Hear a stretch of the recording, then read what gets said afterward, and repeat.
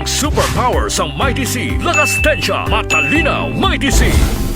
Arestado ang isa ka grade 12 student nga lalaki matapos madakpan sa ginpatigayon nga drug bypass operation sang Sara Municipal Police Station sa Sitio Carmen, Barangay 02, Sara, Iloilo, alas 2:50 sang hapon, Sabado, Mayo 30. Ang nadakpan amo si alias Julie, 21 anyos o kun mas kilala nga si Boyboy sa ila barangay. Sa exclusive interview sang K5 News from Sara kay Police Lieutenant Brett G. Balopeños, officer in charge sang Sara MPS, ginpahayag sini nga nabakla ng subject sang isa ka sachet sang illegal nga droga sa balor nga 2,100 pesos. Dugang pa sini nga nakuha pagid sa iya ang duwa ka sachet sang illegal nga droga nga nagdangatanan sa 65 gramos kag may standard drug price nga 442,000 pesos. Ginpayag pa ni Balopeños nga nagakuha ang subject sang illegal nga droga sa kaiping nga kabanwahanan kun sa diin halos isa ka bulan ang ila monitoring sa akusado. Sa karon ang subject ang nakahunong na sa kustodiya sang Sara MPS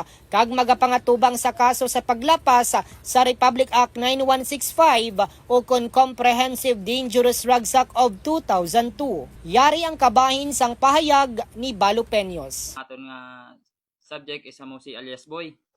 21 years old ni siya, taga Sitio Carmen, Barangay 02, Sara, Iloilo. According sa iya sir, sa mga kapit lang nga banwa siya gakuha, why man specific kay ang ambal niya lang is kundi lang available nga banwa mo lang nakuhaan nila sir.